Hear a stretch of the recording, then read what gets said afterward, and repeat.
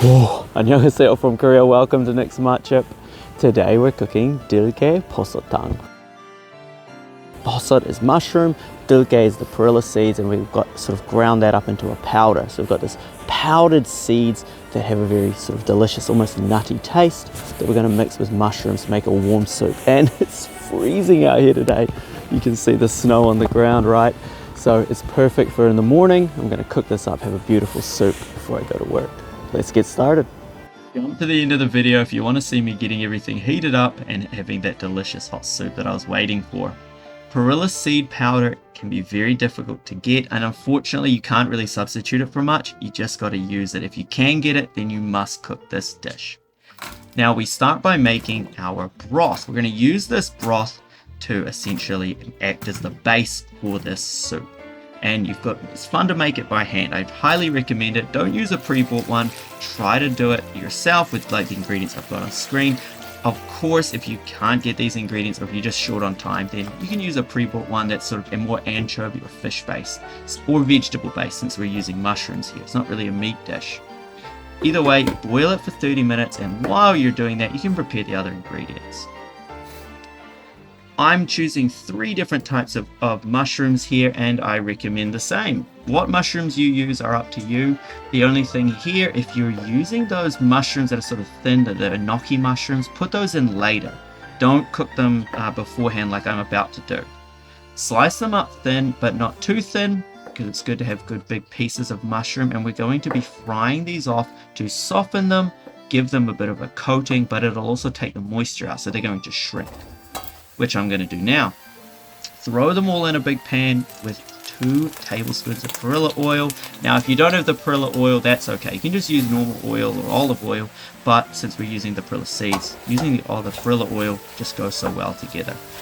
This could take anywhere from 10, 12 to 15 minutes depending, and you want it to sort of get like this where the water's run off it and it's starting to get that sort of brown color on the outside. That not crunchy texture, but well cooked texture that you want on mushrooms, depending on how you like them. By this point, your broth should be ready, so strain it, get rid of that, or use it again later for something. And there it is. Look at that beautiful color. That is a lot of flavor, and the smell is so good. So this is going to be perfect for our soup. But before we make the soup, we're going to do a couple of things here to give a bit more flavor from our Perilla Seed Powder. Mix it with half a cup of the broth, and that's the, what did I say that was? That is glutinous rice powder, and that's going to act as a thickening agent. So you throw this in and it'll start to thicken up, and while it's thickening, it's also sort of frying off, and we're getting a bit more flavor out of everything. This will help later because we want our soup to be a bit thick. And if you've ever used something like a cream soup, you know that cream is a great thickener. But if you're just using Perilla powder and water, it's not going to thicken. So the glutinous, sort of that rice powder, the 찹쌀가루, is great. When it goes all sort of gooey, almost like Play-Doh, it is ready.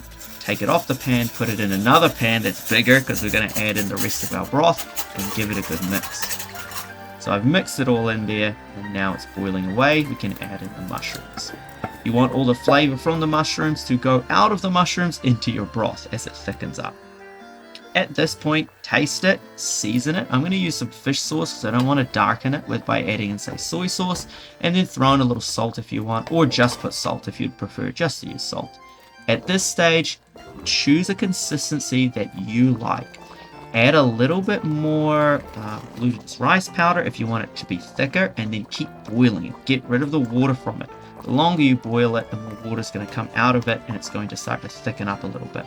But this is the way I like it, and it's perfect. So I take it out to do a video outside, make it very cold, and then I come back in and warm things up. All right, we've heated it up. Let's see how it tastes. How do we do this? Perfect. Look. Big bit of mushroom.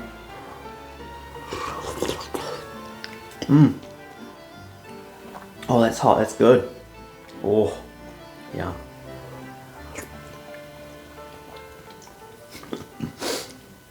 Best thing about these black bowls, they heat things up very quickly and very nicely. That's delicious. It's really nutty. So, got it on me. If you've ever had this Perilla seeds, they give this beautiful, distinct flavor. And we use this to make the Perilla Oil, which I love. It's such a savory flavor. So you add it with fresh mushrooms that have been sort of cooked down and get that mushroom flavor. They just go so well together. Good luck if you try to cook this. If you do cook it, let me know how it goes. And if there's anything else you want me to cook or try to cook from Korea, let me know in the comments below. Thanks for watching and 안녕히 계세요.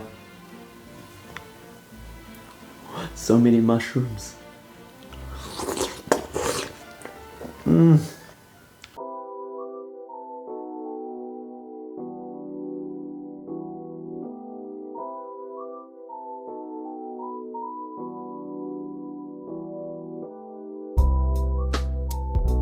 If you love mushrooms, you have to cook this Korean dish. It's the ultimate savory use of mushrooms.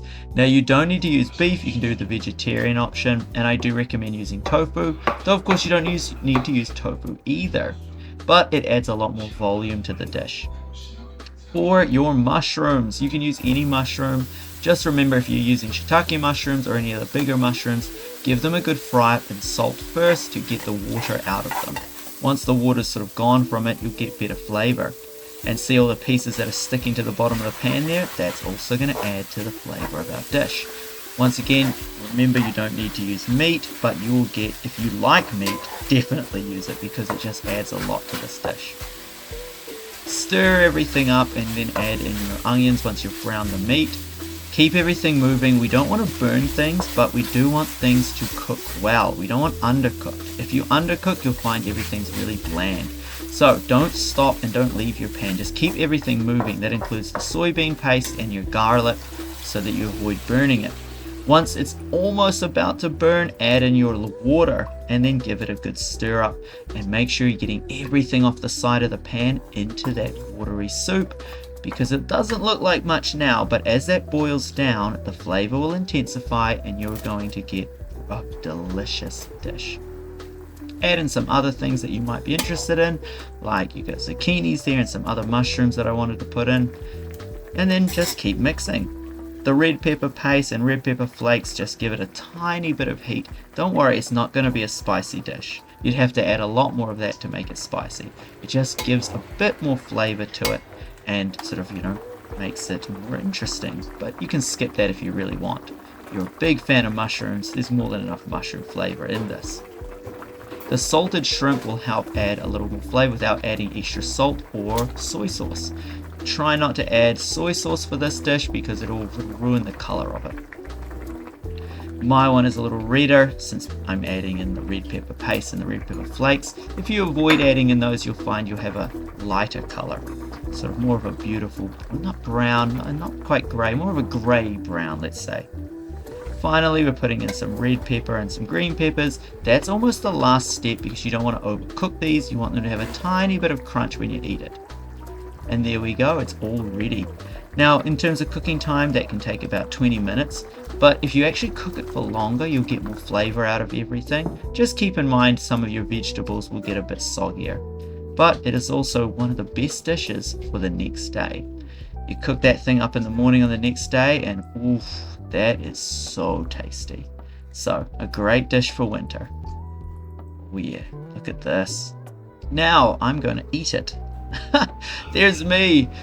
I think for this video, I was trying to be quiet, cooking this up in the morning while my wife is in bed asleep. And I don't want to bother her in the morning by talking about food.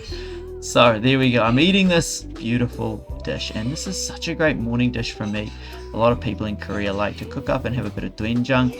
Though keep in mind, for my one, it is very, very hearty because I have a lot of ingredients. You can actually use a lot less ingredients and still get a lot from your doenjang soup. You can make a really simple one that's basically doenjang, water, and a couple of vegetables. Try that out next time.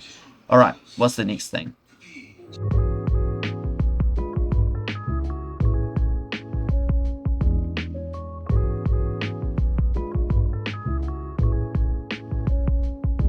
Annyeonghaseyo from Korea. Welcome to the next matchup. Today we're going to cook our king oyster mushroom. That's one of these things here. We're going to take this lovely king oyster mushroom and we're going to be steaming it. And we're going to steam it with something called buchu. So buchu is basically chives. Let me get my buchu. This is my buchu. So we're going to take our chives, we're going to steam it with the mushrooms, and we're going to make a beautiful sauce to put on top. It's so easy to make and it's really healthy. If you like mushrooms, then this is absolutely the recipe to try. All right, let's begin. It's time to get healthy and get the steamer out. So we're going to start by peeling our king oyster mushrooms. You can see how big they are here. This is why they're so perfect for this. We slice them up very thinly and mix them with these beautiful tenbuchu, and then by steaming them we retain the shape that we want as well as a lot of the nutrients. If you fry these up, it's delicious, but you kind of ruin it a little bit. Now this is actually sesame seed that I've ground up, and they're black sesame seeds. That adds a very interesting savory flavor, as well as I've got a red pepper there for a little bit of extra kick. So slice up these little brown parts as you see fit. We mostly go for thin, right? We want the sort of similar consistency to when we start to grate down these king oyster mushrooms. So look, grate them into evenly sized strips, and then when it is all steamed up, it's going to have that perfect mix of beautiful white thin strips with those browner mushroom parts that we sliced up, and then this really green color from the buchu. Got a few leeks. Now for this, I honestly recommend not adding them. So I added the leeks and you throw them in at the end of the dish, but I found they were a little bit overpowering. So either fry them off, maybe even steam them next time is what I'll probably do, or just omit them altogether. The red pepper though is always great. It just adds a little, it's not too spicy, we're taking the seeds out, but you know, adds some color, but it also just adds this little bit of sort of almost sweet spice flavor to it. That is the perfect addition to this dish, which is basically steamed vegetables. For your chives, just slice it into sort of long strips, because once it's all steamed, you'll give it a bit of a squeeze and get some of the water out, and you'll find it just gets really small anyway. Here's the sauce. It's a beautiful sauce, this one. Now we're using plum extract for a bit of sweetness. We're talking about mashil, sort of a Korean green plum. The soy sauce for the salt. We've added in the first step was the chamgiram, and then fish sauce. Chamgiram is the sesame seed oil, and then a bit of garlic. So a very savory sauce, very healthy as well. But just don't add too much or it'll overpower everything. So lay everything out in your steamer. Very healthy once again, because we're not frying everything up in oil. You only need to steam it for 1 minute first with the mushrooms. Now they will not be ready, but that's okay, because look at this. We take it out. Well, they could use a little longer, but that's all right, because we add the chives in, and now we're going to steam them for another minute. So the chives get 1 minute and the mushrooms get 2 minutes, and they're more than cooked. It's perfect. Give them a quick squeeze, so take them out of here. Now the mushrooms are still full of water, and while that's good, it's going to ruin your dish a little bit as the water starts to drain out, and it's going to mix with your sauce, and you don't want that. It's going to make it bland. So squeeze out as much of the water from that as you can. With that water out of it, when it adds with our mushrooms, you'll get mushroom flavor and you'll get sauce flavor, and not some sort of watery mess. So give those a good squeeze. Look how much water is coming out. You're not going to get all the water, so just do your best. Throw everything in. Once again, I highly recommend omitting those leeks. They were a bit overpowering. And then add your sauce, black sesame seeds, and you mix it up. It's not pepper, alright? Don't think that's pepper. Black sesame seeds. The taste is completely different. If you add that much black pepper, it's not going to be good. So, those are black sesame seeds. Good. Mixing it up. Oh yes, yes. Now, unfortunately, as I'm watching this, I am imagining eating this with the leeks, and the leeks were not that great. So, I bet this is 1,000 times more delicious if you do it without the leeks. You can see the beautiful color there. Everything's cooked well, and it's so healthy. All right, that's pretty delicious. Look at this. Perfect. Oh, not yet, not yet. Step by step. All right, first we have delicious mushroom. Look at this. That is perfectly steamed. I've squeezed it out a little bit, and not too salty, not too watery, very healthy. Now put it together. Let's get some pepper. This one, bit of green. Perfect. There we go. That's perfect. Ah.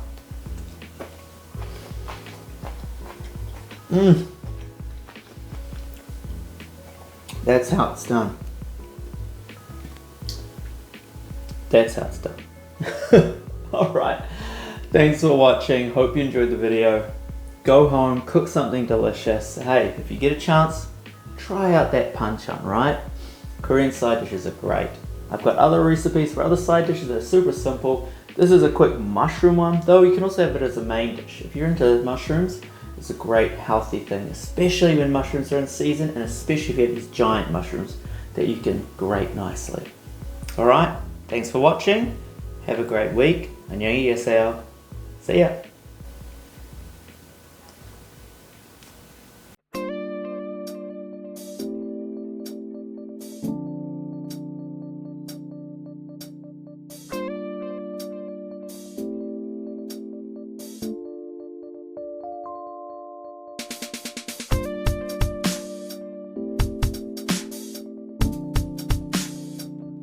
These are the smaller oyster mushrooms. They're sort of similar shape to those big ones you saw in the earlier video, but they're smaller.